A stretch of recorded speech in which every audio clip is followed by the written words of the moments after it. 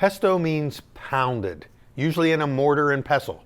But we're going to use a food processor to bring this together in just a few seconds.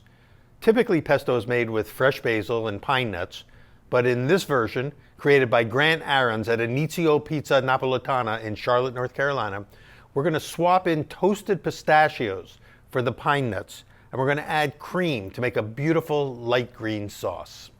All right, so what I've got here is some fresh basil, about a cup of fresh basil. Put that in there. By the way, you can substitute things like fresh parsley or arugula, but basil's the classic. Now, I'm going to add garlic. The recipe calls for 8 cloves. That's a lot of garlic to overpower a pesto like this. So the way that I get my hit of garlic, because I love garlic, is to take the sting or the burn out of the garlic. I cook it for a few seconds in hot oil. So I've taken this garlic to the stove in about a quarter of a cup of olive oil, brought it to a shimmer, dropped the garlic in, stirred it for about 5 to 7 seconds, and then pulled it off. And so now I've got lots of garlic, but it doesn't overpower the pesto. It's a great little trick for being able to get more garlic, and you get that beautiful garlic oil also into your pesto. We're going to put in addition, the pistachio nuts. Now I've toasted these lightly so they're unsalted, but they're toasted, but we're going to grind them down. We're going to put in some cream. Now this cream kind of is what smooths everything out, but also a little bit of olive oil. I'm going to hold back some of this cream and olive oil and adjust as needed. We'll see what happens after we start to puree this. And I've got also some shredded or grated Pecorino Romano. Now you could use Parmesan, but Pecorino Romano is like the one that Grant uses at his pizzeria, so that's what we're using here. And again, I'm going to hold back some. I'm going to put about half in, and we may fold some of this in at the end.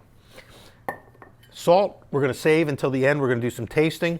The only other secret ingredient is lemon juice.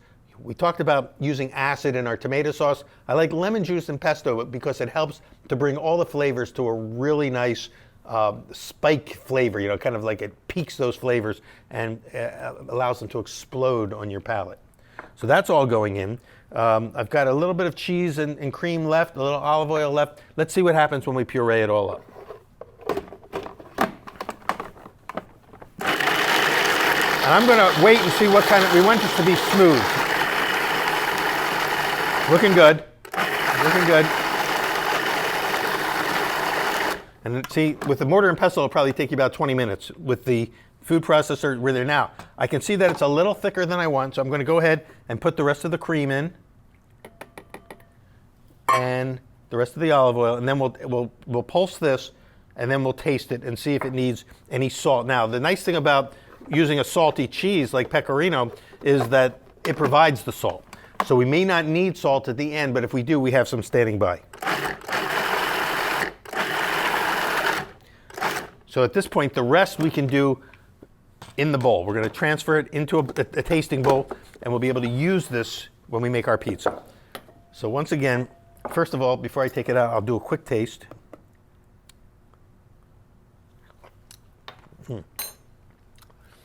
It's delicious. You got the nuttiness of the pistachios.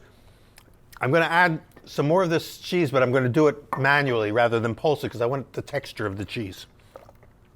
Now, if you find that for whatever reason your pesto is too thick and pasty, you can always add more either cream or olive oil to it to thin it down. What you want is a pesto, or again a sauce that will be easy to spread. You don't want it to be too thick and pasty. You want it to be spreadable. And in this case, this pesto will get cooked on the pizza. Very often in northern Italy, pestos get put onto pasta and even on pizza after it comes out of the oven because it's a kind of a finishing sauce. But in this particular instance, it's actually going to be, instead of tomato sauce, we're using the green pesto.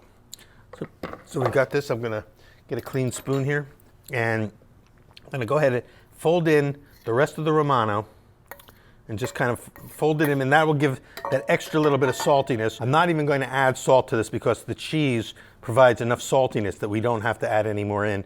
So we've now got a beautiful pistachio pesto. And if you decide that you just want to make a regular pesto, instead of the pistachio nuts, use toasted pine nuts, and you'll have more traditional Northern Italian Genovese style pesto. But this one is unique and it's good to go.